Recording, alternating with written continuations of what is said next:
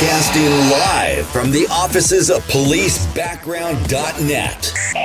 This is the Police Applicant Podcast with your host, Ken Roybal. Hey, everybody. Welcome to another episode of the Police Applicant Podcast. This is episode 93. And do we have a show for you today? And Minerva is here. Wow, this new music is so dramatic. It is. We're starting to get pretty professional here at this studio. It's funny because Minerva has been gone for a while, and Donovan and I have been upping our game with the podcast stuff, and so we got this, cool music and all kinds of stuff. So before we even start, Minerva, welcome back.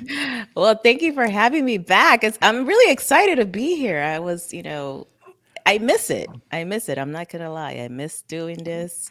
Life was a little crazy when I left, but, I still listen to the episodes, and I'm just glad to be here today. So thank you guys for having me back. Yeah, we're excited to have you back. Donovan is here as always doing his Donovan thing. That's right. I put a kind of a notification out and said, "Look, we're gonna do a episode on bad BIs because in the last since 1997, but when I started the company, the policebackground.net, to do these consultations, so in the last 5 years or so, I get talked to by candidates all the time. And I've been just kind of storing up stories they tell me. And I'm not afraid to tell candidates when they tell me something. I go, what? The BI, what? So Donovan and I have been chomping at the bit. We had episodes that we had to do. And finally I said, let's put this episode in here. And I called Donovan one day, maybe over a month ago. Donovan, you're not going to believe this. This story that I heard, this BI did this, and we need to do an episode on these crap BIs. Then he goes, let's do it. And then, well, he even re-advertised your post, so I know he was very excited about it. Oh yeah, he was very excited. And then Minerva had listened to that on the there was a special episode we did where we're gonna do these BI stories and talk about BIs, and she goes, I'm in. So we've got stuff. The whole premise of this episode is that, man, there's some people that absolutely should not be BIs, and we all three have had our fill of these people, and now in 2024, we're going to tell you guys why some people should not be BIs, and you should not be holding them in high esteem because they really shouldn't be there. So we're just going to shoot from the hip. We're going to talk about what we talk about, and feel free to share this episode with all your BI friends. And if they have a comment for us, bring it on, because we're not afraid to. I want to read their comments, and I want to read their own stories. Right. That's right. Before we get started, I have a couple announcements to make. Interestingly enough, Donovan and I put out this information maybe 2-3 weeks ago. I said, hey, we're going to be doing this. Tell us about your BI stories and about BIs that did you bad, like that. You're not going to believe it. We got no responses from any of our listeners. None. You guys. What? I don't know what it is about this generation of podcast listeners. They don't participate, but then I get messages. I just got a message last week. Hey, listen to the podcast, blah, blah, blah. I just got hired as a deputy sheriff. I'm going, yeah. But if you're we're mind readers. I don't know, man. We don't read minds. And go ahead, Donovan. I'm sorry. No, go ahead. I was just telling Donovan, we get like 4 responses a year from people, that they listen to the podcast or whatever. But then out of the blue, someone will say, I got hired. Thank you so much for the podcast. You guys are amazing and all this kind of stuff. But let us know if you like the podcast, if you like us, if you want to hear more from Minerva, we can probably coax her back into some episodes every now and then. Yeah. If there's anyone who wants to start a fan club, Minerva fan club. Donovan's gonna be the president, though. so we can know how we're doing, but most of all, if you've got a hiring story, or you got, you want to tell us about your journey, about how you got hired, and if the podcast helped you and all that, come and be a guest. We love having our listeners as guests. Those are some of the best episodes. One of the other things is obviously the subscriber episodes are up and running. We keep publishing them, so you guys get special little bits of information on the subscribers. So don't forget, if you want to, it's only $4.99 per month for that. So, and you can find that on Spotify as well. So, with all that being said, one last thing I almost forgot. We have 189,000 downloads. Wow. We're almost getting to. Really good. I remember when we first started Minerva, and I go, Minerva, we have 50 downloads. That's really good. Good job, guys. So people are listening. They're just not giving feedback. Oh, yeah. Just on. I will say every once in a while, because, I created a IG profile just for the podcast, which was my hiking profile initially, but I then made it public. Every once in a while, I do get somebody, send me a message and stuff. So keep them coming. I don't really post on there. I try my best to, but I have my regular account, and that's where I normally post. Yeah. I miss all your garage workout videos where you make me not want to work out. Well, I need to get back to that too. Yeah. And Donovan went on some amazing hike this morning at dawn, and the pictures were pretty, but that's too early. Sunrise in the Pacific Northwest, clouds. That's pretty. It's like fog or something like that. That's kind of neat. Yep. On Spotify alone, this does not count Apple, we have almost 1,600 followers on Spotify. Wow. And then you count the Apple podcasts. So we're probably hovering around 3,000 followers of people who want to listen to our podcast.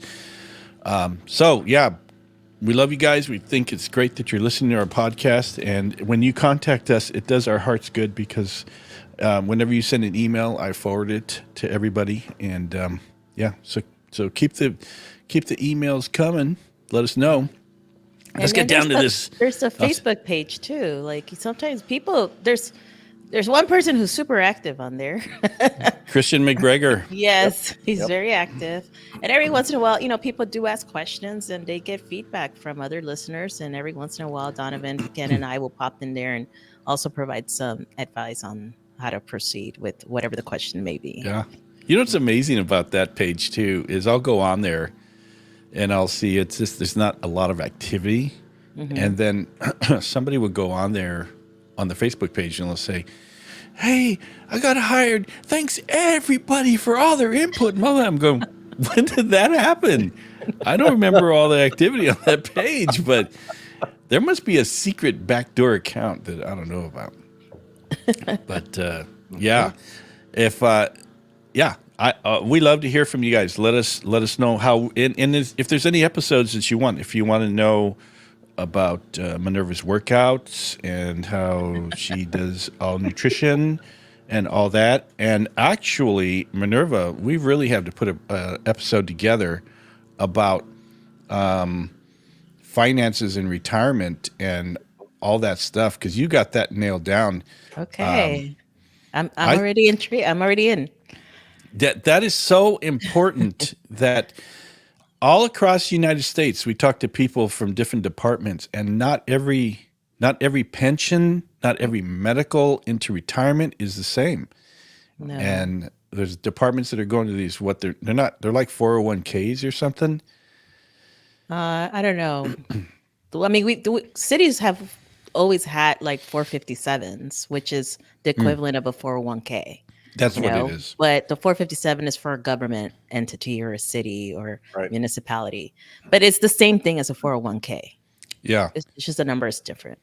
And you've got to be, you guys have to be ahead of that. And then the time to start working on that finance stuff into retirement is the day you get hired. Yeah. So may I share a story about Yeah. that? Yeah. So, I became a cop. I was 22 years old and very young. I'm almost 47 now. So, but I was a boot into what we call the dinosaur team. There's all the officers there had 25 plus years. Yeah. And in my agency, I was a police officer with Glendale PD in Glendale, California. At the time, the boot, which was me, the new officer, had to get there about an hour before lineup. That was just what was expected of you. And so one day I'm get there and one of the officers, they start trickling in. He sits next to me and I'm like, why is he sitting next to me? Like, cause you got to sit in the front too, on top of that, right? The very first row. And I was like, why is he sitting next to me? And he just leans over and he's like, are you putting into deferred comp? And I was like, what? And he's like, do you even know what deferred comp is? And I was like, no. He's like, deferred comp is like a savings account for retirement, which is the 457. It's just another way of calling the 457. And I was like, no. And he's like, okay. He's like, you tell Herbie, who was my TO at the time, to take you across the street to the finance office and you sign up for your deferred comp. And then he goes, are you married? I said, no. He's like, do you have kids? No. He's like, so this is the most you've ever gotten paid in your life. I said, yes. He's like, max out. And he's like, and as your life changes, if you can no longer max out, then, adjust to whatever contributions you can make. And that's what happened. So I started investing at 22, Wow. and, there's this thing called compound interest that we can go into more detail later on. But, your money will double and triple over the years. Of course, it's all based on the market too. But I have a very good amount of money in my investments. And then I've learned more. So I've also done things outside on my own. So I will be fine. I will be fine. My kids will be fine. That's awesome. Yeah. And that's why today there's pictures of Minerva and Elon Musk hanging out, going skiing, all that stuff, because she's got that money. But that's super important. So we're going to do an episode. It's official. She said it here, Donovan. I got She it. committed to it. I'm writing it down right now. And I think it's really good. If you guys don't get into the when you first start, because you'd be surprised, and it takes, you go out and get, what is it? What's the thing? The analogy always, a cup of Starbucks coffee or something for them. Yeah, and I think there's people who will totally go all out and like save every penny, but I'm a true believer as well. And as you guys know, I travel a lot when I can. I do believe that you have to be able to live life. You only have the one life, and if you're waiting until you retire to do that, then you've kind of missed out. And we can go more into detail about that, but there's a way to manage your money and still be able to live life. It all comes down to living below your means. And, don't be like those cops that, we all know those cops, right? They get their money, they get the job, they start buying the toys. And then next time they know, they're living paycheck to paycheck, right? Mm-hmm. And they got to work all that overtime to maintain their lifestyle. Yeah. And then they can't retire because they get divorced, and their ex-wives take half their pension. These are the things that you got to think about when you're younger, and your older self will thank you. Believe me. Trust us. We'll do that episode. And so let's get down to business. We've got stories about BIs. There's people that should not be background investigators, period. And we've all worked with them, and we've all shared stories. And Minerva and I have similar experiences because we worked at the same unit for LEPD backgrounds. And this episode came about because one day a few months ago, I just had my fill of it, where I got another story, and I said, "This is ridiculous. The things that some BIs." And I'll start out with this one thing.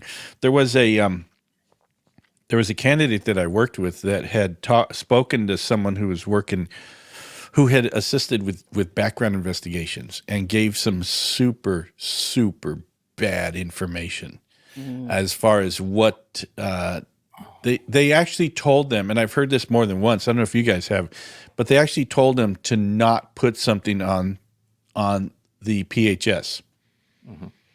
I think we've all heard somebody say, "Oh, I talked to my friend who's a cop, and he or she told me not to put this in," Yep. and you're like, "What?"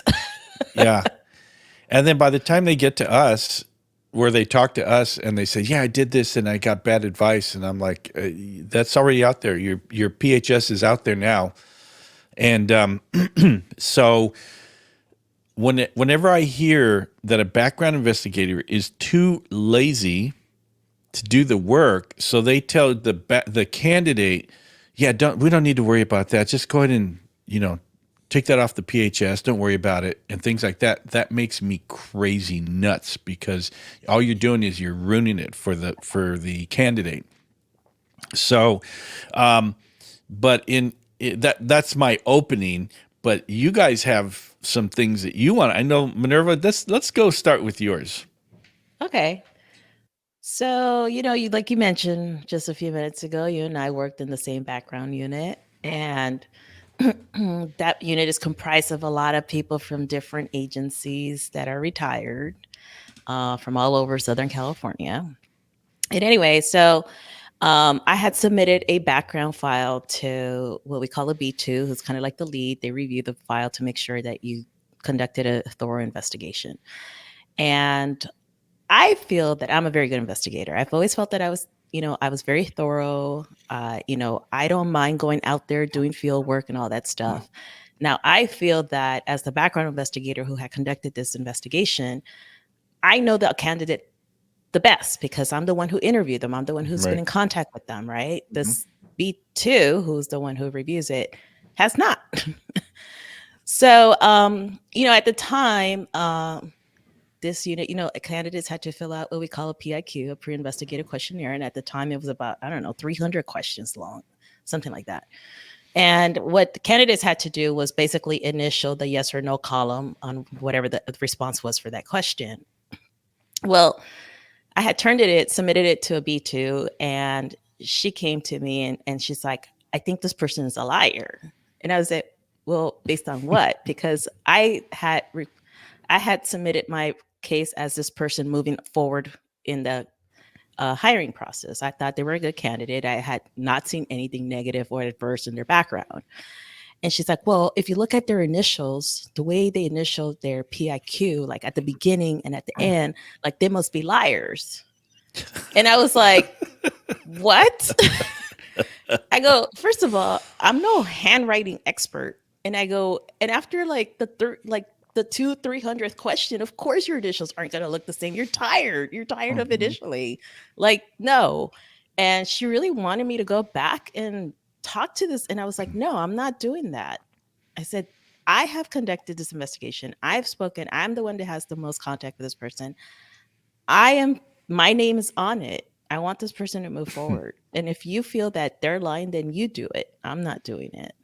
But I just thought it was crazy. Like, what? Based on the way the initials look, it's like how many? You guys have purchased homes, right? Like, how thick that all that paperwork is when you have to sign for a mortgage. Like, your signature does not look the same from the beginning to end because you're tired of signing. It's like at that point you just want to sign and get it done, right? Right. Now, I'm not saying that if our listeners come across one of these questionnaires, you definitely read the question very good. Don't read into it, but make sure you answer correctly. But I was like, I just couldn't believe that she was so stuck on the stupid initials, the way that person initial. I was like, are you kidding me? Like, no, I'm not doing this. I already finished. I already did it. Moving forward. What were you supposed to do with that? She wanted me to grill this person. And so this is another pet peeve of mine when it comes to investigators. This is not an interrogation. No. It's an investigation, right? Some BIs treat candidates as though they're suspects and they're interrogating them. And it's like, no, that's not what a background is. And yeah, I mean, there are times where you have to use some investigative techniques to try and get responses because we learn how to read body language, right? For us, it's not just about what the response is. It's a skill set to know, to feel like, okay, somebody's lying to me, and I know that there's more to this. And you learn how to ask certain questions. You learn how to read body language and all this stuff, right? And you're doing all this at the same time, right? But I was like, no, like, what do you want me to do? I already did my job. Candidate is good. Move them forward. Yeah. And that the thing about what you were talking about with that handwriting thing is, I think what's important to note about that is that a lot of people don't know. They look at background investigators, and it's like a cookie cutter thing. A background investigator is a background investigator. It's not true, because there's a lot of background investigators who have their heads clearly way up their butt. And they get excited about certain things. They get excited, and to piggyback Some people are a onto little passionate. that's one way to put it. Yeah. Because how many times have you guys, Donovan and Minerva, how many times have you been standing in front of a background investigator and they tell you something, and in your mind you're going, "You're the stupidest person I've ever met. What are you talking about?" I mean, have you guys come into contact? What? It takes all kinds. Yep. One that I remember, and it falls on the interview versus interrogation. I was talking to a background investigator who said that on his, when you go over the PHS, everyone calls it different. We called it an integrity interview. Some people call it candidate interview. But he said, "Yeah, I'm taking him into the box." I'm like, "You're doing the box? You're doing what?" "I'm taking him into the box. We're gonna figure out what's going on here." I said, "Is this your first interview with this person?" They're like, "Yeah." I'm like, what's going on here? And man, there was a person who, like you said, Minerva, grills them rather than builds that rapport and starts interviewing them to, get the story, figure out, what's going on with their personal history statement, just get that initial information. Yeah. I was floored when I had this dumbfounded look on my face, like, what are you even talking about? Taking them into the box. I had visions of a lamp in their face, and to me, that's crazy. Like, I mean, I understand maybe a clarification interview, right? Because then now you know, okay, this person hasn't been honest, right? So your interviewing technique will be a little different than just like a regular, going through a PHS type interview. Going through a PHS should be like, we're conversing, we're going through this, I'm trying to get your information, verifying all this information, right? But a clarification interview would be a little more, not intense, but different, because now you're trying to say, okay, is this person going to be honest with me? At that point, you already know the answer. It's whether or not that person's going to be honest about it, right? Right. Yeah. And one one more thing about that is is background investigations, even when they're handled by police departments, they're administrative investigations. They're not criminal investigations. Just, you got to take that police hat off. Yep. And you're doing an administrative pre-employment investigation. And it's not like that swinging lamp thing. And when you describe that, I think about those action movies where the person, they put them in the cage in the ground and they close it and the sun's beating on them, like this. But Minerva, at the unit that we used to work at, I used to sit. You remember where I used to sit in that one? I was like, oh, I have heard people yelling at their candidate. Yes. I know what you're talking about, and I know who you're talking about too. Yes.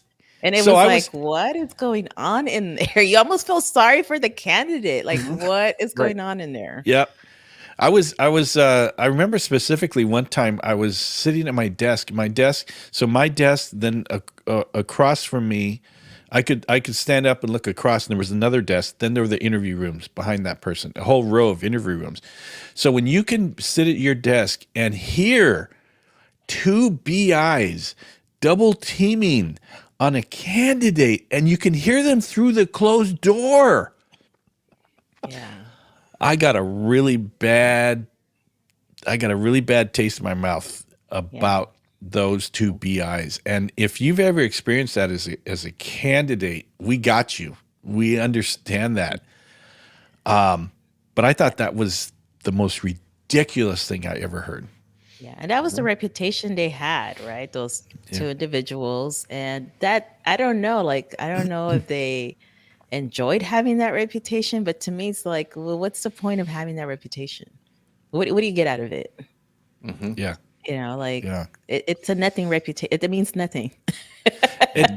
It doesn't mean anything because it's, for one thing, it's singular. The only person that it affects are the poor candidates that you yelled at. They're not going to go and tell your, this tale of this storied background investigator that yelled at me and made me cry during an interview. It's a singular incident.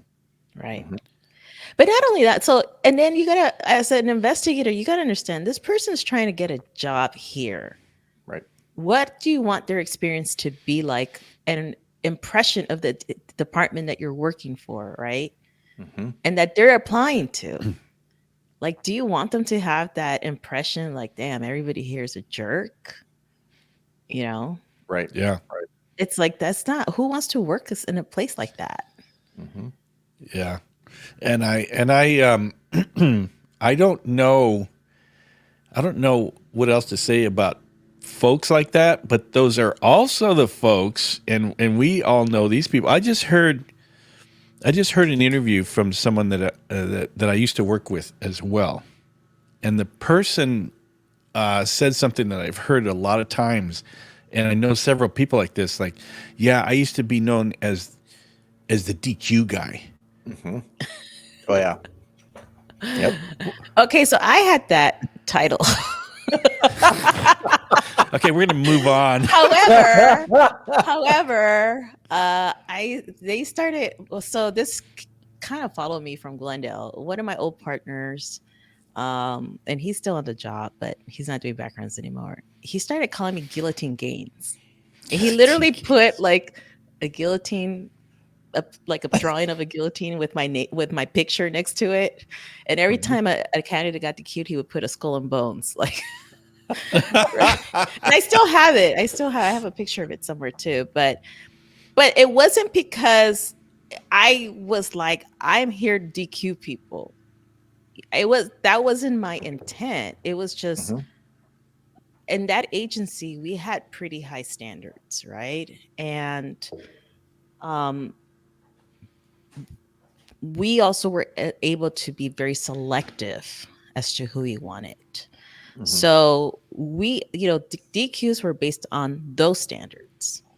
So if somebody lied or somebody did that, that's it. Like it was very like not easy to get DQ'd, but just the standards were a lot higher than, look, I'm gonna say LAPD. Okay.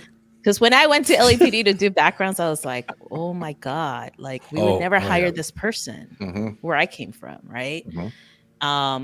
So it just kind of happened that way. It wasn't because I was like, I can't wait to DQ this person. But there are those background investigators who thrive in that, right? And it's like, no, that's the opposite of what you're trying to do. We're trying to hire people. Yep. Yeah, I've worked with them where their main focus is, how am I going to DQ this person? How am I getting them out of the process? Attitude. That's a horrible attitude. That's not the point. Yep. But to me, that comes down to, and this is my biggest beef, is the training aspect. There are so many people doing BIs across the country who are not trained in how to do a BI. They're either investigators who the chiefs say, oh, well, he does investigation, so might as well, he or she, and they can do BIs, or it's another big peeve of mine is those officers who get put on light duty, and they're like, oh, we got no other place for them. Let's throw them in backgrounds and let them do some backgrounds. And you tend to see some of those are the ones who are, oh, well, this is about all DQing people. We don't want bad people working here. Instead of saying, all right, let's find the best of the best. It's how am I just going to get rid of people? And it does. It comes down to a lot of training, because this, like Ken and Minerva said, this is a different style of, I guess, interviewing and everything than what police are used to. Yeah, it's not a criminal investigation. And it, like you said, they put somebody who's on patrol, who's used to doing trying to find the bad guys, right? That type of investigation is a lot different than an administrative investigation, to Ken's point. So the style of conducting that interview and investigation is going to be different, but they come with the patrol mentality.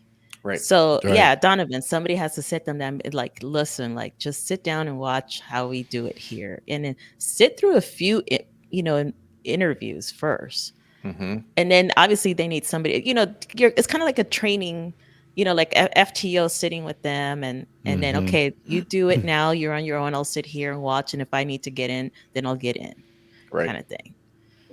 Yeah, and to clarify what I was saying about the DQs is that there's a difference between someone like Minerva, who's a good investigator, and the stuff just kind of falls into place where you find legitimate DQs. Yes. Right. But the people I'm talking about are the ones that just get off on the fact that they got another one, and it doesn't matter how crappy the DQ is, because I have sat across background investigators and they're talking about their DQs, and I said specifically to a background investigator, specifically to the one that you had mentioned earlier, and I said to her, that's not a DQ. That's a CS DQ. That's just and what I was telling her was that's just a crap DQ. It's not even a DQ. Why are you like touting it like it's look at me how I did this DQ? And I was like, where's the DQ? And you know what bothers me about that is that now you're ruining this person's ability to possibly get hired somewhere else too. Right. And because that DQ is going to follow them. Now they have to, if they apply somewhere else, the candidate has to say, hey, I was disqualified from this agency, and hopefully, because this is where the laziness comes for me, and it's a pet peeve of mine, the other investigator will actually do their damn job, Right. and go and verify and look at the background file to see what it was. Because I know I've done that where somebody was disqualified, and I go look at that file at that other agency, and I'm like, what's the issue here? Why were they disqualified? I'm like, man, this is a good candidate. Their loss, our gain, kind of thing, right? But that drives me crazy. Freaking investigators who are too lazy. Right. Yeah. I've done that before where I've gone to agencies and and there's a DQ in the file. And specifically, I've told this story before where I went to a department and I was going through the DQ and I'm looking at him and I called over I guess it was the secretary who was handling, letting the BIs look, and I go, is there someone who can tell me about this, whatever this is? And so this sergeant came over, this background sergeant, and he looks at me and he looks at the file. He looks at on the computer screen. He goes, yeah. So there was that's the DQ. And I'm looking at him going, what? I didn't say anything. I'm going, where's the DQ? And then he's like very adamant. Look at this. And then there was another sheriff's department that I went to who has a autobiography as part of their backgrounds. And the background investigator was he must have been an English major or something, because he's looking at the autobiography. He's going, look at that. And look what he said here. And look how he wrote this. And I'm like, this is an autobiography. I don't know. And he was very serious about it. So I had to go, ooh, yeah, look at that. And then with the first one I was talking about, I left there after I talked to the sergeant, and he goes, yeah, that's a DQ. And I went, and we hired the guy 2 weeks later. Yeah. Because I'm like, what? I've done the same where I'm like, hey, is the background investigator available so I can ask him a couple more questions? And usually they do not want to come out and talk to you. And if they do, they're very reluctant, right? Or they're like, oh, I don't remember. I did this too long ago. And I'm like, dude, you did this like 5 months ago. It's not that long ago. I mean, I get it. Some agencies have way more candidates than others, right? But still, I'm like, man, you just ruined this person's ability to get hired. But you know what? Whatever. Your loss, our gain, like I said, right? Right. Now, in regards to the writing, I'm not a stickler that like the person you mentioned, but in this job, you do have to have the ability to write, because you got to write reports. Mm-hmm. At Yep. least have the basic foundation of grammar and, spelling. Mm-hmm. But we're not asking you to be novelists or anything like that. No. I've had background supervisors that come up to me and go, yeah. So if you could, I'm thinking maybe if you wrote this that way, and I look at it and Oh, go, I hate that. can you read it? Do you know what I am saying? Yeah. Then that's the report. I hate that Right. because that's now a style of writing. Mm-hmm. I'm Right. like, okay, because I had the same situation where they were like, oh, well, can you write it like this? I was like, no. I go, I was like, the same to you. Like, did you understand what I was trying to say and that it covered all the material that's needed for the summary? Mm-hmm. Yes. Then why do I need to change it? Mm-hmm. I go, you're asking me now to write in your style. That no longer becomes my summary. Now that's your summary. Mm-hmm. But I'm the one Yep. who did the investigation, so it's going to be my summary. You know what's interesting too about that is not all background investigators can put their thoughts articulately on Right. paper. And I Right. don't think people understand, like, when you decuse somebody, you really have to articulate that on paper. Mm-hmm. And Ken, yeah, you're right. A lot of people are like, how should I write this? I'm like, what do you mean? How should you write? What happened? Why are you disqualifying them? Like, why is What this so happened? hard? Right. Yeah. Right. Like, what happened? Like, I mean, look, police backgrounds are based on the police standards, right? The post standards, right?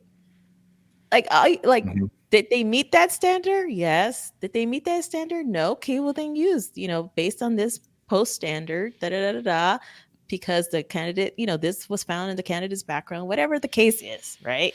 Right. And how did you find it? Mm-hmm. Mm-hmm. I never understood that. I never understood that. No. And Donovan, you mentioned something about, and we've talked about this before, where background investigators just kind of thrown in there because they hurt their foot. So hey, you can be a background investigator. Right. Right. So, Because anyone can do it. Mhm. oh yeah, it's Yeah. easy. It's an easy job. Anyone can do it, and they don't understand. I mean, what job in law enforcement really has more liability than working the road? I mean, because you get the firearm and everything. But outside of that, I mean, we're the gatekeepers basically, and we miss something in a background. I mean, we can go down for that, and people don't understand that there's a lot of liability for a background investigator. What's the first thing they do when an officer gets in trouble? What's the first thing IA does? Go to Let's the take a background. look at their background. Yep. What did we miss? Yep. Right? Not what did we miss? Yeah. Yeah. There's no we involved in it. Yeah, what What did you you miss? miss? And then how many times do you write? I've had this too, and this is going to be a knock more on command staff than it is on investigators, where you write a DQ, but somebody really wants this person and they hire them anyway, and then problems come about, and then look at that DQ technically, right? Mm-hmm. And they're like, well, well, how come what this person wasn't DQ'd? I had a situation like that. I was already retired from Glendale. I had recommended that this individual not be hired. They were hired. Mm-hmm. I was like, I had already been retired like 2 years. IA calls me. Hey, you did a background on this person. Yes, I did. Do you recall anything about the background? I was like, it's all my summary. I recommended this person not be hired, but they got hired. Mm-hmm. I go, and since you're calling me, I'm assuming they're causing problems now. And it was like, yeah, of course, they couldn't give me any details about it, and it was like, yeah, I go, they shouldn't have hired them from the beginning. Mm-hmm. Mm. And it's Yep. like, now you got to deal with that issue. Right. And firing a cop is not that easy. No. No. And the whole thing about background investigators, a lot of times, when background investigators go into the unit, they don't know how to do backgrounds. Right. They don't know how, and the fact remains, and I've seen this, and you guys have seen it, that just because a guy or a lady can be stellar cops, hook and book, get felonies, they just got an amazing reputation, doesn't mean they can go into backgrounds and be a background investigator. Right. Mm-hmm. I've gotten files for whatever reason, the background investigator went on vacation or something like that. And I've gotten files where I open the file. And for one thing, I hate open files that have been touched. I really hate it where it's been piecemealed work. It's not the way I do backgrounds, and I got to put it back together and all this stuff. But I've opened backgrounds where the person's either, like one background specifically I opened up, and it was a seasoned LAPD detective, a retired detective, and I think it was a D2, which means they were in a supervisory level as a detective. But then they come over to be a background investigator. Open this file, and I almost threw up. It was and it's a DQ, and I'm looking at it, and I'm going. I took it to my supervisor. There's no DQ here. What is this about? And it turned out it was just a crap investigation. The person did not know how to do backgrounds. And I think and you make a very good point. Let's say you get someone who comes in and they become a background investigator and they get trained crappy and then they do crappy backgrounds and then someone gets DQ'd. Now there's this black mark on their backgrounds forever. Yep. Yep. Because they shouldn't be. So just because someone calls you and go, "Hey, I'm a background investigator," you obviously can't ask them. So what's your experience? But still, if somebody looks like they don't know what they're doing, probably don't. Right. Right. Probably do not know. Right. You know, and on that same note, I mean, if you look at where my department, when I first started out in the Pacific Northwest, we were a brand new department and we had to hire 100 officers in under a year. And I was one of the first ones brought on board. I had 2 years experience as a cop. And the first thing they did is they said, all right, go into that room there and someone's going to hand you a file. You're going to start doing backgrounds. Everyone that got hired, we were all doing backgrounds. No training, no nothing. Just ask him where to get all these printouts from. Ask him where to run this and just get it done. I mean, that you think about it. I mean, obviously it's changed now with that department because, you know, it's 20 some years later, but that was scary at the time, you know, I was a young cop. I didn't know what I was doing, trying to piece this together. I barely know how to do a regular investigation. And now I'm making recommendations on, you know, hiring people. Thank goodness. I think I only had 2 because I was only back there for a short time. I had 2 people I recommended and they were both great cops. But, you know, there's other horror stories out there, though, you know, that didn't turn out so well. So to me, it's that training thing. And you don't get the right training. You just become that lazy BI. Yeah. So what's your guys' recommendation for candidates where they know a background investigator clearly shouldn't be there and they're asking them for stuff that's like, it's just dumb stuff. It's just stupid or whatever. The background investigator just doesn't seem to have their head on right. Do the candidates, do they just kind of suck it up? Do they take their chances, roll the dice? What do you? I mean, it kind of depends where they're at because if they're trying to get on the job and they've already gone through a few agencies, obviously they're going to take their chance, right? But if you are starting your career or you're starting to apply and this person just looks messy, I would probably withdraw my application, to be quite honest with you. I was wondering about that. I would be like, dude, this is messy. Right.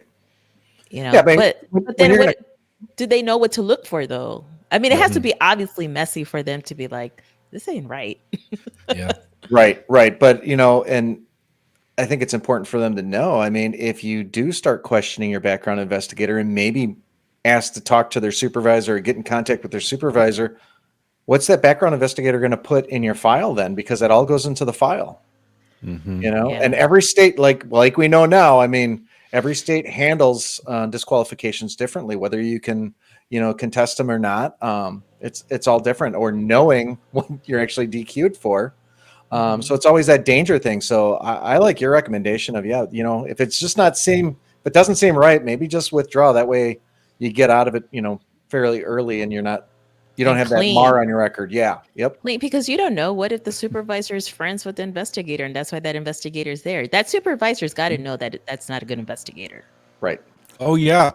You know what I mean? Right. Oh, yeah. We dealt with So, that. so why would you like? That's like complaining to a mom that their kid is bad. The mom's going to defend them. That sergeant supervisor is going to defend that investigator. There were many times, and I'm sure you dealt with this too, where we dealt with a lot of background investigators who they got past their probationary period. What was it, 6 months or something like that? Nobody paid attention to them, and now they're a background investigator, and so a year goes by or whatever, and they discover that the person is just horrible. They just don't know what they're doing. So who would end up getting? Can you handle this case? So and so was handling it, and they I would slough hated off the that. cases to the good background investigators, and Yeah, but then then screw the good investigators, give them more workload, but don't hold the people accountable for not being good investigators. Right. yeah, Right. and then we would not only do the extra work, but you already knew you were doing your work, you're doing their work, and then they would just continue to screw up backgrounds. I feel bad. There was specifically one background investigator who was so bad, but because of civil service rules, unless there was some kind of misconduct, they could be just crap investigators. But if you don't have any misconduct, here's another case. And they they would didn't get rid of continue. them during that probationary period. Yep. And so there's a lot of times where background, they're just stuck with them. They're just stuck with them. And then in the units like we worked, where it's civilian background investigators, there's retirees from all over, all kinds of retired cops. You can't send them somewhere else. That's the job classification. It's very limited where it's just really city personnel and LAPD, right? But Yeah. and then not everybody there might have had investigative experience, but it wasn't necessarily in law enforcement.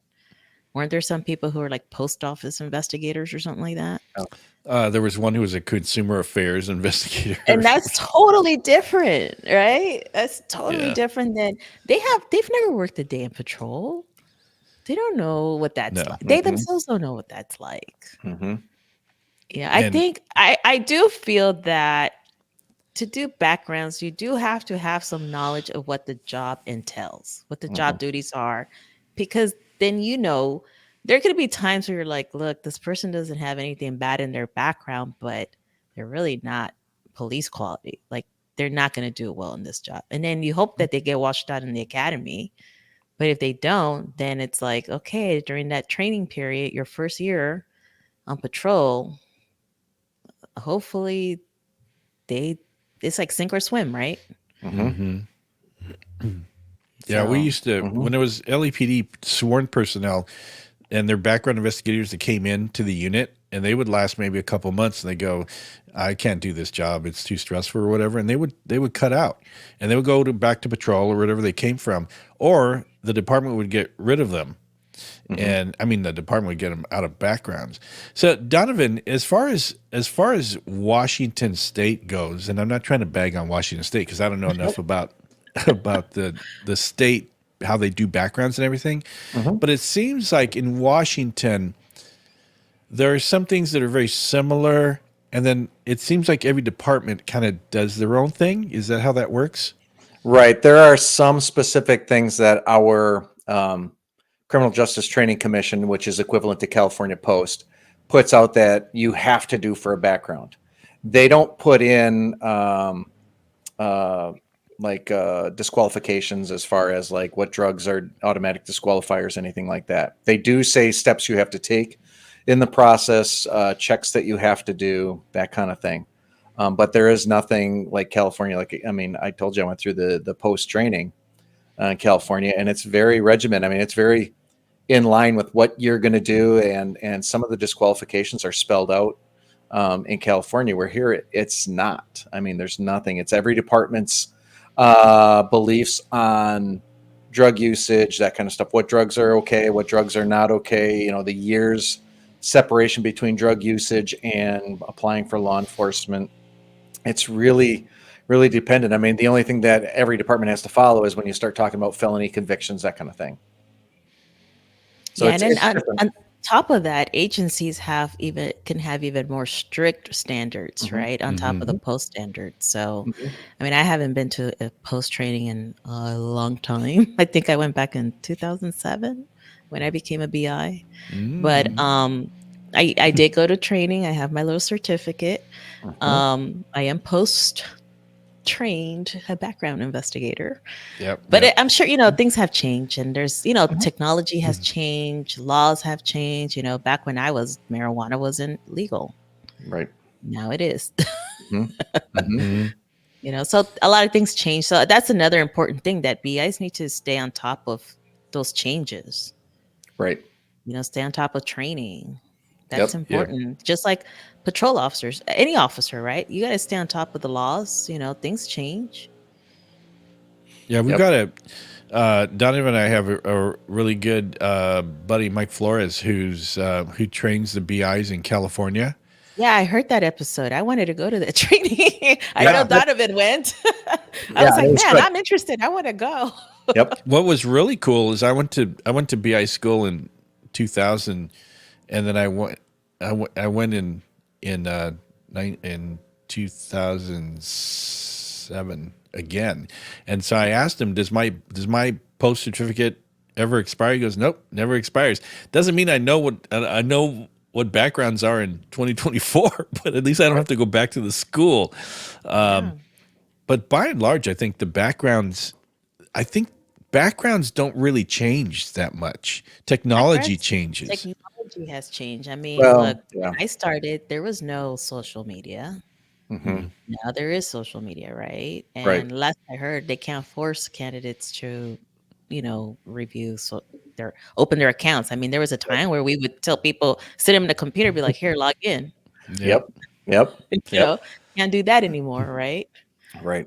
Yeah, a So lot of the laws do change, that's the only thing. It's just those laws, but just when it comes to interviewing people and those things that generally look for a good officer, that never changes. yeah, the core No. foundation of it does not change. Right. And there's a lot of stuff that you kind of go through in a background that, like we say, never changes. Employment history, residence Mhm. history, Mhm. references, and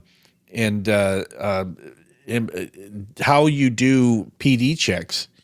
How you check with police departments to see if there's ever been any contact. That's the technology may change, but the core basic foundations of the background investigation do not. So I can have done backgrounds 30 years ago. I can Mhm. walk in and they go, okay, this is how you do this now. This is the software we use to do this now.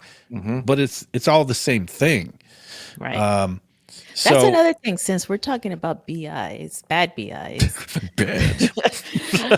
I can't stand when the BIs don't do a damn trip to the neighborhood and talk to the neighbors. Why are you Mhm. not door knocking on those neighbors' doors? Mhm. And I was trained, you do the ones to the side, the one across, the one behind. You go to oh, God forbid, you have to travel to the street over, Mhm. knock on the door. Like, why don't people, like, some BIs just damn are lazy. I Right. just don't like lazy people to begin with, but let alone a lazy BI. Mhm. Yeah. Yeah. And we've talked about that a lot. The lazy BI. Right. Yeah. I have had I have had candidates tell me that BIs have asked them to like remove stuff or why they don't want to do this on their background when it's a requirement to do this on the background. It was like all those years ago before COVID, and before you had to do everything in person, Yeah. you know, and it didn't matter whether you wanted to. Mhm. It didn't matter if you didn't feel like it. It didn't matter if you were lazy. You had to do your job. Exactly.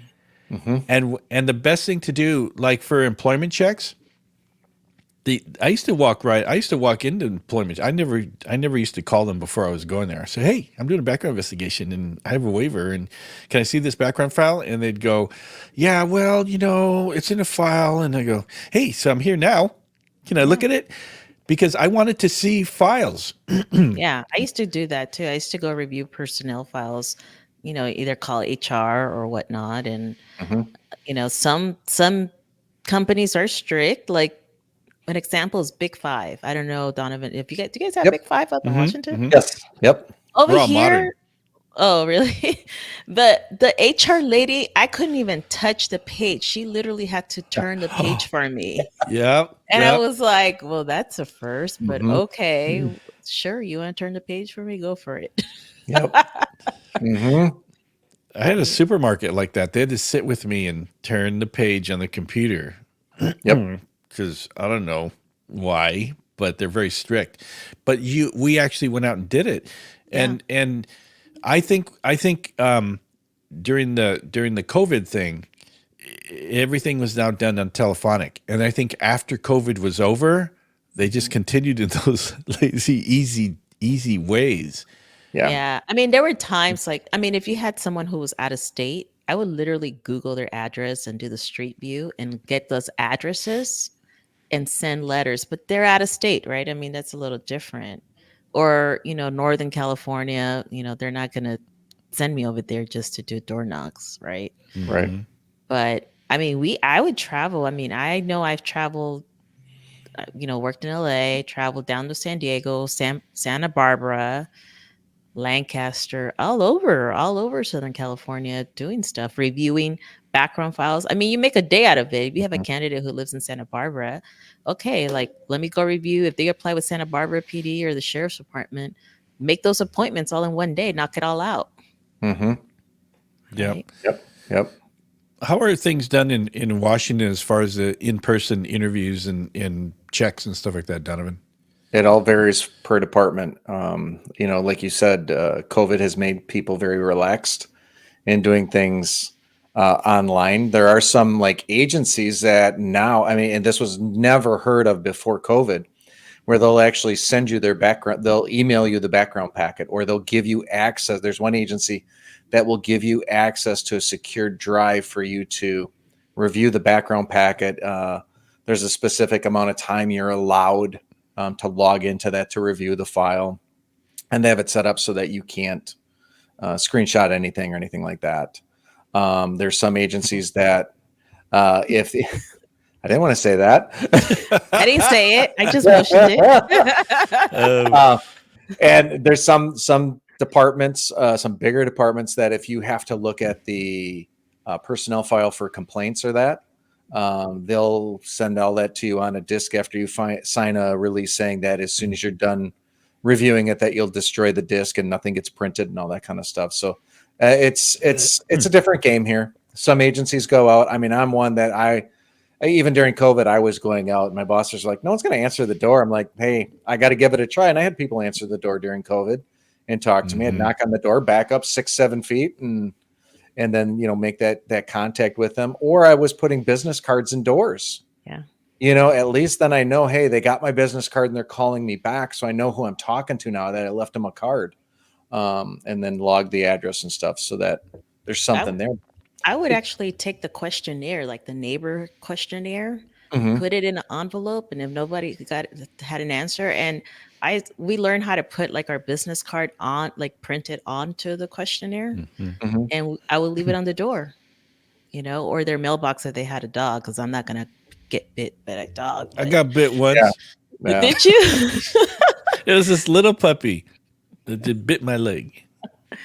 Now, since you brought up like disciplinary files, Donovan, that's the other thing. Like what I noticed sometimes when officers or people were doing investigations on a lateral, they would fail to review to see if there were any internal affair investigations. Yep. They would not contact IA. And it's like, this is not a complete file. Like, did you contact them? Because I don't see it written anywhere in this investigation that Right. IA and there's nothing to see, Mhm. and you physically go and review the file, right? Right. Right. Or we have the cases of officers who don't make it through field training, and then they try to go to another department. And I've seen background investigators not review the field training records to Hmm. see what the issue was. They just pass it up, and I'm like, that just doesn't make sense to me. I mean, if they weren't making it through field training, why weren't they? Tell me why. Some departments are just nitpicky with it, so you Right. could determine that, but just just being lazy and not going out and doing that stuff. I think we all agree that's just the detriment to this position. Yeah. Yeah. And speaking of lazy, one of the other lazy things that makes me crazy is the snowball of DQs, Right. where a background investigator pick up a file and say, "Oh, he's got 3 DQs. I'm going to DQ him because of the DQs." And they didn't know why. Yeah. No, never do a background. And I think that's the lazy of lazy for background, and that really probably makes me more nuts than a lot of stuff, because once you start doing that, and whenever I get a call from a candidate who says, "Yeah, I applied to 20 agencies, and what happened? I got DQ'd by 10 of them." How many background investigations were done? None. So how's that? Right. How can nobody do a background investigation on you, and yet you racked up DQs? So what they're doing is they're just going, there's too much work. There's this background file. Can you DQ them off of the file instead of off of another agency's DQs? What's the deal with that? I hate that too. I mean, it goes back to like, what if the agency DQ'd them for something? You're like, this is stupid. Like, this is a Right. good candidate. Right. And now you're losing out. Not only that, but this person is now like you said, the snowball, right? DQ, DQ, DQ. And yeah. I always looked at it as I get paid to listen to stories. So, I would bring those kids. Everyone's got a story. Let me hear the story. You tell me the whole story behind this and let me make that determination. I got to say, I picked up some good candidates doing that. I listened to them. I figured out what was going on. Then you backtrack through all those DQs and you find that, I just DQ'd because of this DQ, and it just piled up. And that, again, and we've all said it, it goes back to that lazy BI. I used to say I got paid to be nosy. So, I mean, a word out to background investigators: if you got put in a position, or you don't like it, or you don't want to do it, go find another job, because you're talking about people's lives, whether they can be a cop or not. And I've talked to so many people that they tell me the whole thing and go through their whole background with them and say, "There's no DQ here. I don't know why you're not getting hired, other than people just aren't doing their job." But if you're a background investigator and you don't like being a background investigator, go do something else, because there's these young people out there that want to be cops. Right. Especially in a time where, it's slim. It's like nobody wants to be a cop, right? And agencies are in dire need of candidates. Not saying that they should lower their standards by any means, but at least go do your damn job. Go do your job. Right. And we talk about lazy BIs. There's another category that similar, but it's those people who are put into the position. They don't want to be in it. And so I don't want to say that they're lazy. They're not motivated. And I've seen this where they let the candidate run the entire background process. I don't know if you guys have ever seen the personal history statements with, I don't want you contacting this person because of, they'll say this. I don't want you. And they all of a sudden, when I was in my position at my old department, I reviewed everything, and it would come through me and it'd say, well, they didn't want me to interview this person because they were going to say something bad. I'm like, that's the whole point. That's why you want to talk to that person. Why aren't we talking to them? Well, they said it wouldn't be good, so I just thought it wasn't worthwhile. And like, you don't have any motivation to be back here, but we got to be nosy. We got to stick our nose in. It's uncomfortable for the candidate. Absolutely. But that's our job. That's what we do. And I don't want to say they're lazy. They're just not motivated to do the job because they got put in a spot they didn't want, Right. Yeah. And for background units and supervisors, don't put people to do backgrounds just because you need a body and the person can fog a mirror. That's not a background investigator. There was one story I remember that a background investigator was a private investigation company that was contracted to do the backgrounds for the department. And the background investigator made an appointment with a candidate. And Minerva, you and I actually know the father of the candidate. You and I actually know who this is, the person. But anyways, the background investigator shows up on a motorcycle for the home visit, on a motorcycle in jeans. What? And then so they showed up and they like, I'm your background investigator. Like, oh my gosh, professionalism is key.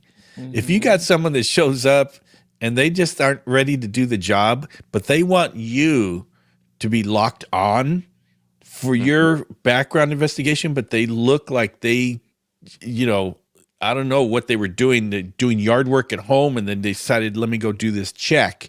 Yeah, they're like, oh shit, I got to get this done. Yeah. Mm-hmm. Just That's that whole crazy. professionalism. If you see a background investigator like that, and I've seen some that are, yeah, man, let me take you to Men's Warehouse because, this isn't working out. But there's so many people. I mean, we could go on for hours and hours talking about just the crap that we've seen, but there's so many background investigators, and it's not just our agency. I mean, Minerva, you and I worked in a big enough agency where we could have all these stories from our very own agency because it's so many. Yeah. But then we would visit other background units, and they just, it's just, they shouldn't be there. Right. They shouldn't be there. I agree. I hate it when a file is not organized too, because like, just like you, like when they give you like, oh, this person didn't complete this file, now it gets reassigned to you, and it's all messy. Like, man, I don't know. That's a pet peeve of mine. Like, organize your paperwork. Right. Yeah. Well, and the thing I like with California is they tell you how to organize. They give you the tabs and everything. I was blown away when I sat through that training. Oh, they tell you how to organize your file. It's easy then going to an agency in California, you know where to look for stuff, where up here in Washington, everyone's background packets are completely different. So it's all organized differently. You got to look for stuff in different areas, and it's crazy. So that was kind of nice that you guys have those tabs. Yeah, they've had them for years because I used them. Going back to the 90s when I first started, those are exact same tabs that you see. Those are exact same tabs. But to that point, Donovan, as organized as those tabs are, it tells you employment goes under this tab and residents going to. Minerva's saying that even with those tabs, people look like they took all the papers and they shuffled them like cards and they just stuffed them in the file. That's and you're because getting that, the tabs are laid on top of all the damn paper. They haven't even put it in order. not even in the tabs. It's like, what? How do you work like this? And then you get the file that someone's already touched. This is what I was talking about earlier. You get the file where the papers are all jacked up in the folder. They're not in any order whatsoever. And then there's like these little Post-it notes of the person who supposedly did some of the background work. And then go, what does all this mean? So disorganized. I would just start from scratch. I would because I know I did it. I know I did it what I felt was correctly, and, because ultimately to me, like, my name's going on that summary on whether this person should move forward or not in the hiring process. I can't go based on what somebody else did because I don't know what their work ethic is. I don't know, did they do a good job? Did they not? Yeah. So, and we would know, and we would know there's two things. One, if you got a background file from another BI, you already know it was going to be jacked up. Why? Because you know that BI. Right. And that's where, and the BI's work is difficult as it is on the best day when you have everything organized the way you want it and stuff. It's a go thing. There's not a lot of downtime when you're doing back-to-back background investigations. And then when they hand you this complete cluster of a case and it just totally makes you go, and that's stressful. And so sometimes if you're a candidate and a background investigator is all pissed off, just go, hey, did you get someone else's file today? And just act. Why are you all pissed off? So, talking about that, getting someone else's file, I had a supervisor when I went to backgrounds who would not allow male background investigators interview female candidates. What? And when I went and I went back there, and he's like, "Yeah, if you get a female file, I'll have a detective come over and interview him." I said, "Well, why?" "Well, there's some sensitive questions that need to be asked." I said, Yep, yep. And if I do it professionally and they understand this is a professional environment, we'll get through it." And he's like, "Oh," I said, "No, no one's doing my initial interview with that candidate because I don't know what's being asked. They're not asking the questions that I need the follow-ups on. So I'll handle it." And from then on out, I mean, I stood my ground, and it was changed. But that was just like standard procedure. I'm like, how do you handle that then? I mean, it's just like having a whole file handed to you, because that initial interview, that's everything to your background. Huge. Yeah. You know, and I liked having, and I mean, I know COVID changed some things, but I've always preferred in-person interviews. Mm-hmm. Mm-hmm. I didn't like doing telephonic interviews. You know, Mm-hmm. I don't like doing that. You know, you get so much of a sense for a person that way, right? Right. But Donovan, that's so stupid because look, female, first of all, I'm sure there are male officers who conduct rape investigations, Yeah. Yep. Yeah. Yep. right? And there are times where there may not be a female officer involved, and a male officer has to, you know, pat down a female, Mm-hmm. right? Yep. And then when this female, if they were to get through the process and become a cop, they're gonna have to deal with sensitive. Like you can't be shielding people from that. That's so Right. stupid. Right. Well, and I mean, he just thought it was, a delicate situation. And I just even know from the academy. I mean, when I teach frisking and searching in the academy, the guys are the ones who are going gingerly when they're frisking or searching a female recruit. But man, when those females get in there, they don't care who you are. No, They don't care where their hands go. They're like, "Nope, I got to do this. It's go time." And I think that there was a breakdown there that I think I got through. But I was just blown away again because he was letting someone else do that super important interview that sets the groundwork basically where you're going to go with your investigation. And it floored me.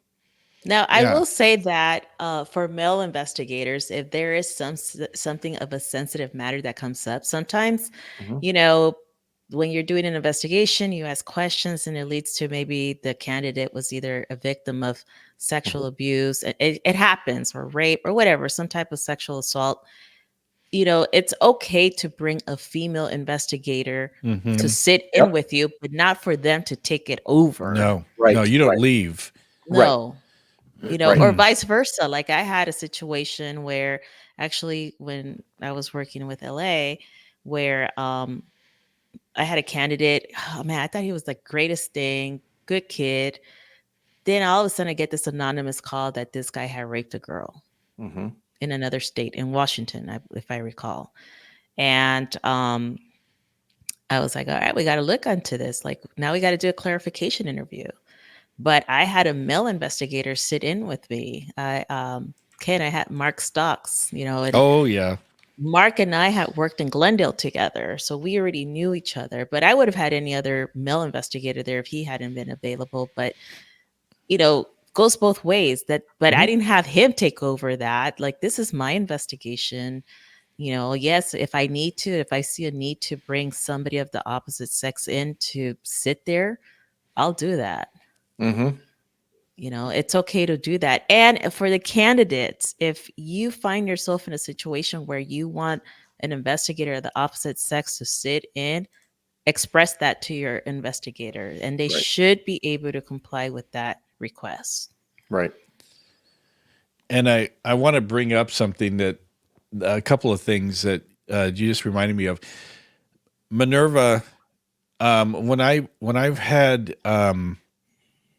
like sensitive issues during a background interview, a meet and greet or something with a female candidate, I've asked for a female investigator to go sit in there with me. And Donovan, you're right. You're not going to have somebody write your report for you. Mhm. You need to be aware of what's going Mhm. on in your investigation. And so I've had that happen.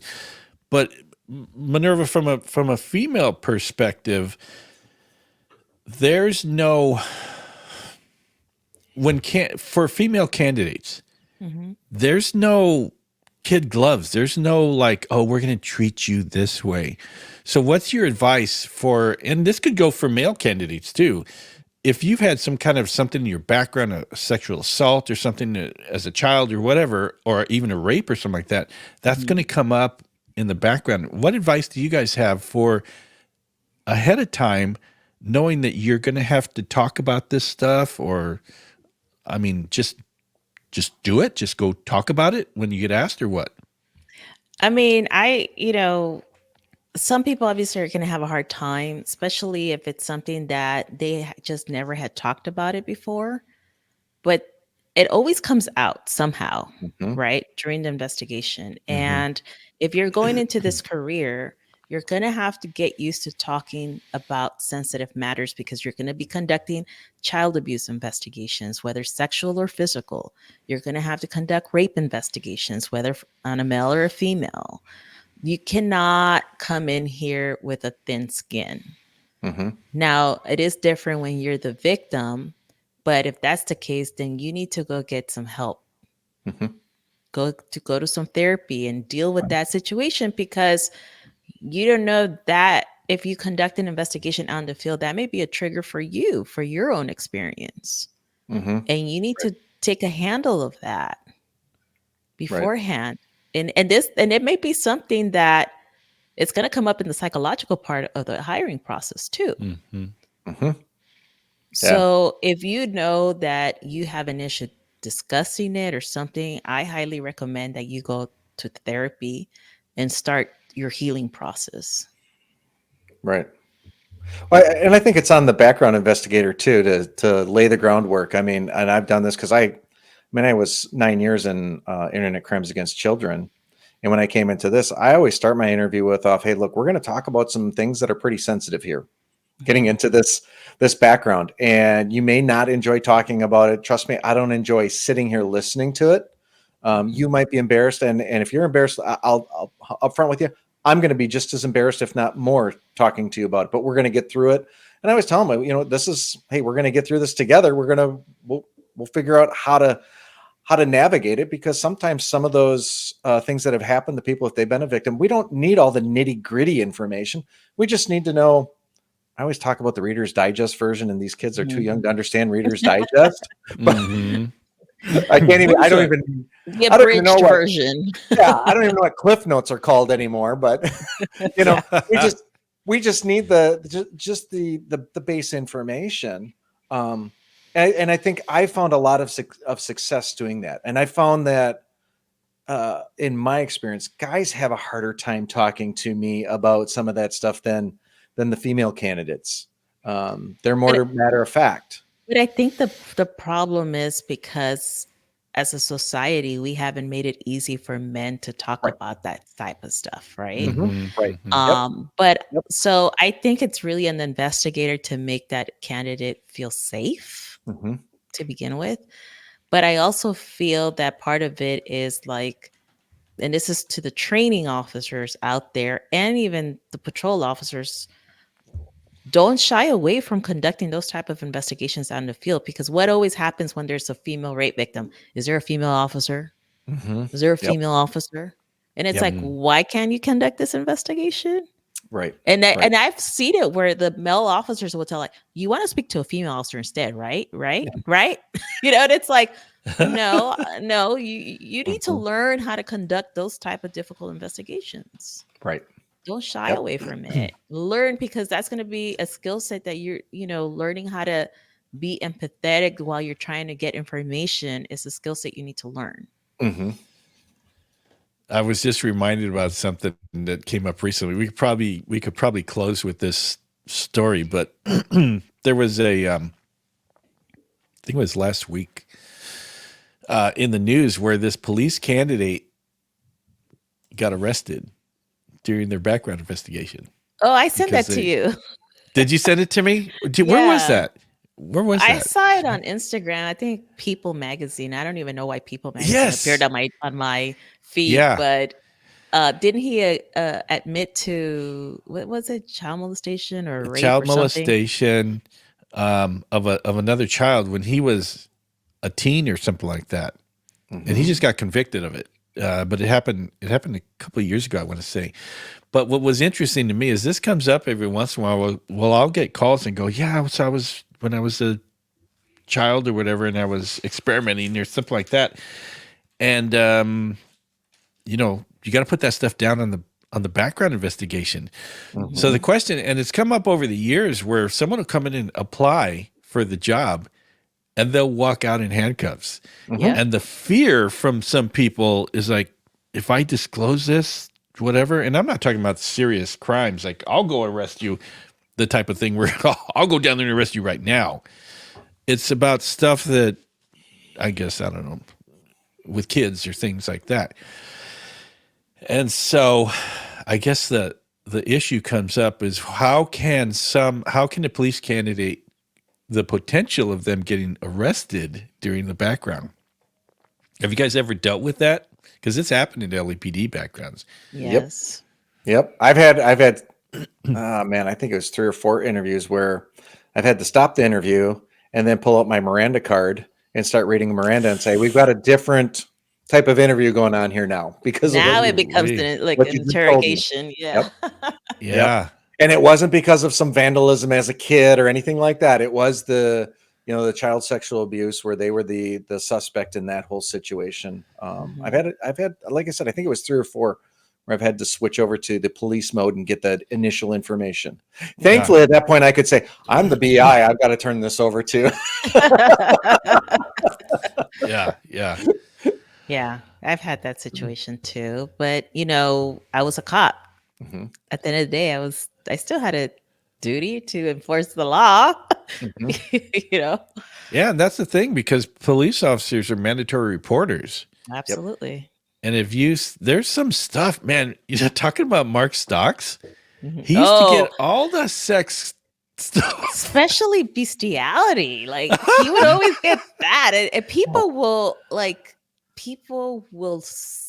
just spill out their souls to background investigators. And it's like, what? Like, listen, background investigators will know you better than your wife, your mom, your siblings, because there's some questions that are going to come up. There's some questions you're going to have to answer that some people that are your closest friends and families don't know about you. Yeah. But it always comes up. It always comes out. This is what I would always, so when I did investigations, I would always end my interviews like this. And I'm pretty sure if you go back and listen to all because, you know, we would record our interviews. If you listen to all my recordings, my investigations interviews always ended. Is there anything else that we need to discuss that we haven't discussed? Now is the time to do so. I go, because I'd rather hear from you than to learn it on my own. And I go, just keep in mind that the truth always comes out. It was like my little closing statement. And the truth always does come out. It always does come out. There was you remember Roger Ty? Yeah. Roger Ty used to sit across from me, so I used to hear all his telephone calls. He's talking to a candidate one time on the phone, and he's talking to him, and all I hear Roger goes, and he was a Filipino guy, so he had like the Filipino accent. He goes, and you need to tell the truth because the truth will set you free.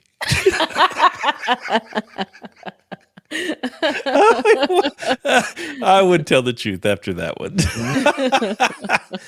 So, yeah, I think this is probably one of the best episodes on background investigators we've ever had. I know that there was a time after I left backgrounds, and I was up here in Washington, and I would still shoot the breeze with background investigators over in LA.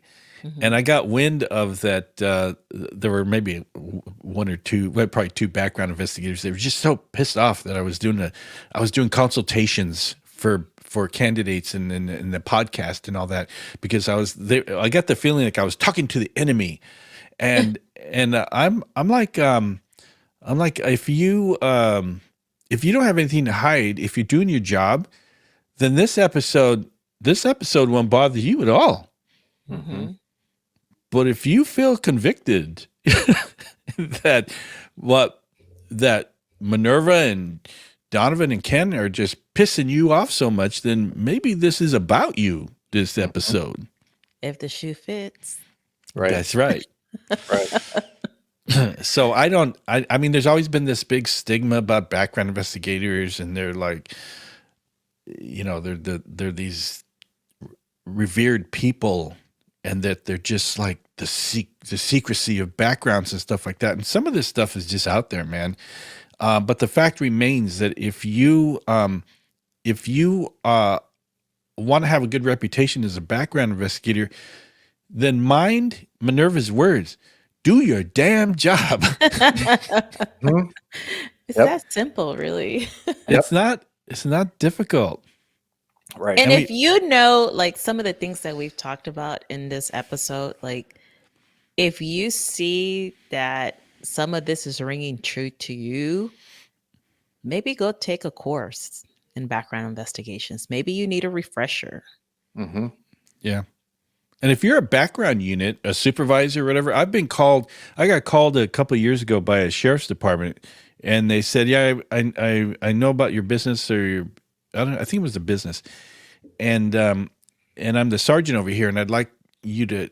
I've been charged with putting together the background program for my department," and they called me, and so not everybody has a set program, Hmm. and if you're a background unit and you need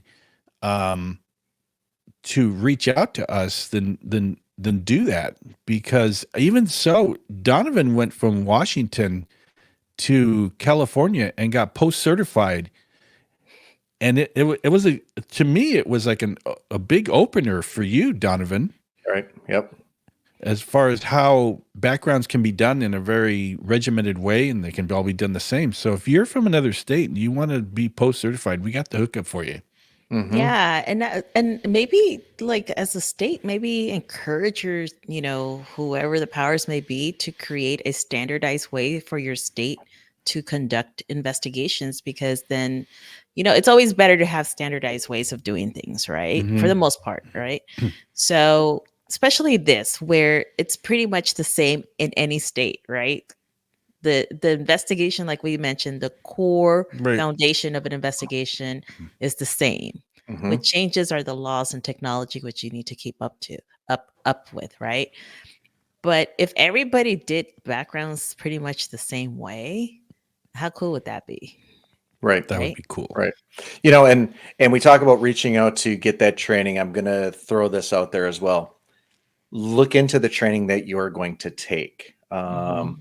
That's my biggest beef. And like I said, I went down for the post training through Mike's company. It was fantastic training.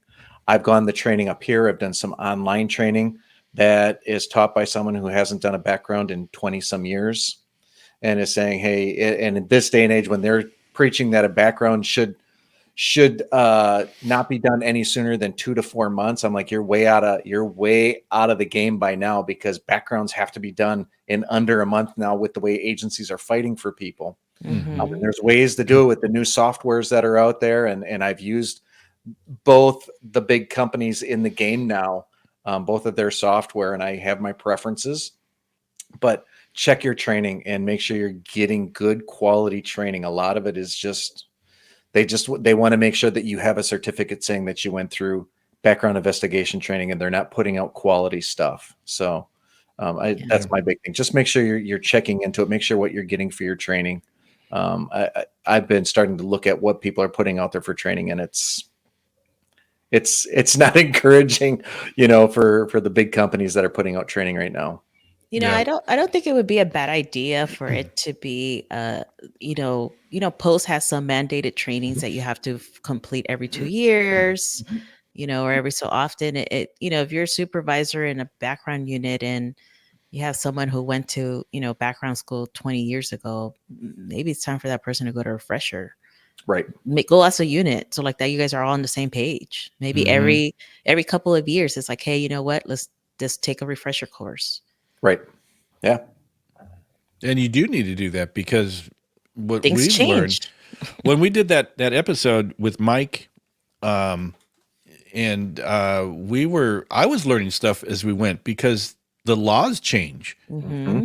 you know, and Laws, if technology, I mean, so much. Not only that, but society has changed a lot too, right? Now Mhm. you're dealing with a different generation of people too. Right. Like I would be like, if a candidate told me don't contact this person because this and that, I'm like, who are you to tell me who to contact or not? Yeah. Right. What's up with that? How do you Right. even have the, cojones to tell me that? Like I would never say that, Yeah. right? Mhm. And I think that departments they're so hurting for candidates, they probably go, okay, Right. we need Right. to get people in there. But I Yeah, will no. say this in closing is that recruitment is still suffering around the nation. NYPD just came out with a story in the last week, they're losing 200 officers per month. So that's 2,400 officers per year. And LAPD is going backwards still. They can't keep up. Mm-hmm. And LAPD's got to shape up because man, they got the Olympics coming up. the Right. Olympics. Right. And I was That's in 4 years. What are they one of the gonna things do? one of the things I was mentioning, and I think departments need to get on board with this. It's not about the money Nope. because LAPD threw some money for a contract for the officers, and they're still leaving. Yep. So maybe departments, it's not. It's culture. It is 100% culture now. And Yep. and the candidates know that. I mean, Seattle's in the same boat. They are in a negative all the time. They're hiring people, but they're leaving quicker than they can hire them. Didn't they And just get 23% or something like that? I think yeah, you posted it. Yeah. That's a yeah, huge pay increase. yeah. So entry level now, I think is going to start at over 100,000. But that's still with the Wow. culture they have there. They're still not seeing that uptick in getting candidates on board. So culture is everything, and there's some departments who are doing a really good job of developing that culture and getting it out there. Because again, I don't know what Seattle's going to do because Ken talked about it on his last live show that the World Cup's coming around, and Seattle has the World Cup coming to town, and I don't know what they're going to do. They're not going to have the cops to handle that. Is that going to be in Seattle? I thought it was LA. Was it Seattle? It's 6 or 7 cities around the country, so Seattle has games. So they're yeah, they're not no, ready for that. no, not at all. Mm-mm. So, that's the scary thing. So, and I think they're going to find out really quick. And everything I'm seeing pushed out from Seattle City Council and everything is, oh, we got this money, we got this money, we got this money. And it's not the money, it's the culture. It's what is the department outside of money? What do they have to offer me? Yeah. And Minerva, were you at backgrounds in 2018? 2018, I was, but at LAPD civilian. Okay, so we had a meeting with the chief at backgrounds. They took all the background investigators and all the case managers, and we all had this big meeting in 2018. And the chief said that in 2028, the Olympics is coming to LA. So they've known. We have 10,000 officers. We need 12,000. Well, I'm hearing rumors that you know how LAPD kind of took over general services Yes. and all of them became LAPD officers. Well, I'm hearing rumors about the possibility with at LAWA, LAXPD, and Port Police. Who knows what that's going to happen just to make their numbers go up. Because that's what Villa Regosa did, right? They took over general services. So now I was like, oh, now we got 10,000 officers again, But I don't know how that's gonna pan out. I mean, that's the rumor I'm hearing, but I don't know how true that is. Yeah, I don't think that'll happen. But that thing with the General Services Police and how LAPD absorbed that department, and they absorbed 100 officers, and they go, "Oh my gosh, we have 10,000 officers now because they did this." But the thing is, though, that those 100 officers, very few of them became LAPD officers. Because they didn't just automatically become LAPD officers, they had to do backgrounds on them. Right. And so only a very few of those GSD officers even applied to lateral. And now what you did was you have GSD LAPD officers. They're the ones who are there at the City Hall, at the entrances and stuff. Yes. I mean, the same thing happened with the sheriffs. And we remember back in the day, there used to be LA County Police. Yep. And they took over, and some of those guys did not pass backgrounds. A few of them were my academy classmates. And a few of them had arrest records for shooting at their husbands. Oh, Lord. Yeah, a lot of them did not pass background. So, I mean, I don't know. It's going to be interesting to see and what's going to happen with the city since I work for the city, but not in that capacity anymore. But it's still interesting to see what's going to happen. Yeah. So, but another great episode. I really appreciate you guys because part of this for us is the honesty that we give to everybody. And it's just not for the police candidates where they go, oh, background investigators are human. Yeah, that's true. It's for the units that do the backgrounds. Right. You can call any one of us and we'll say, hey, yeah, maybe we can try this, maybe you can try that. Or we can actually, like we say, we can send you to Mike Flores his company is NBISS.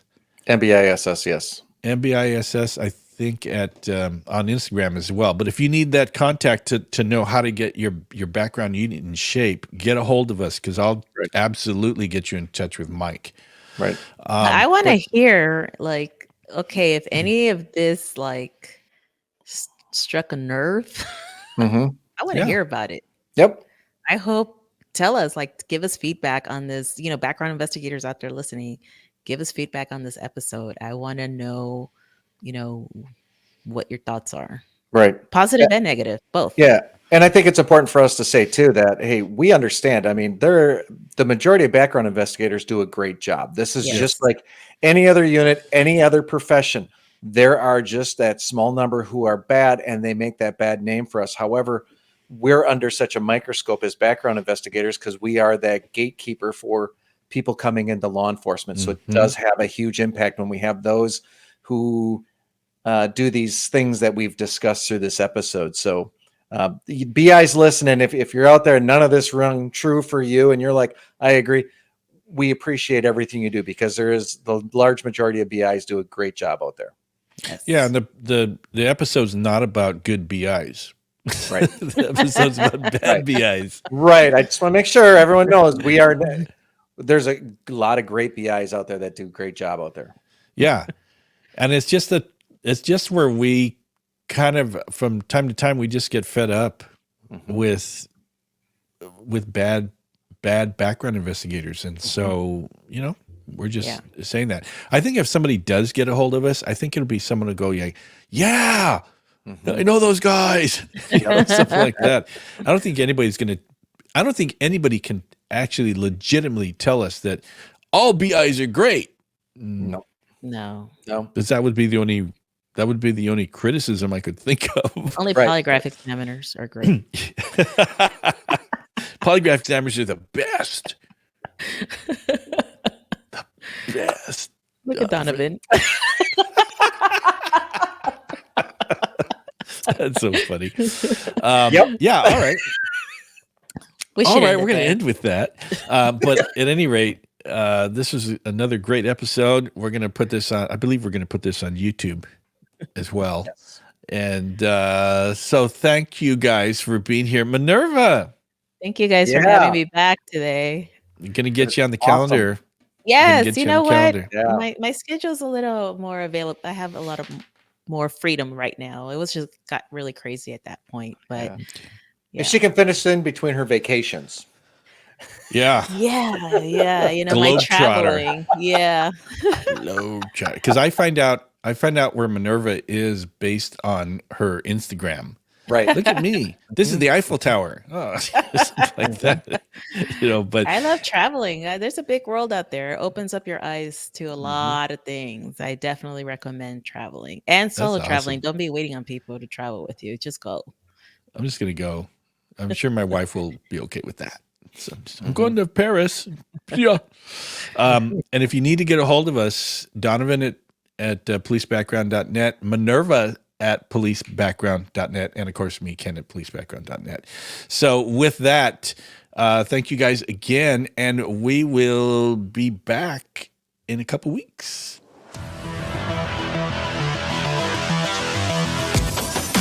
Thanks for listening to the Police Applicant Podcast. We are the premier police background prep site in the U.S. and Canada. For more information on scheduling your police background consultation, go to policebackground.net. Also, please leave us a review on iTunes.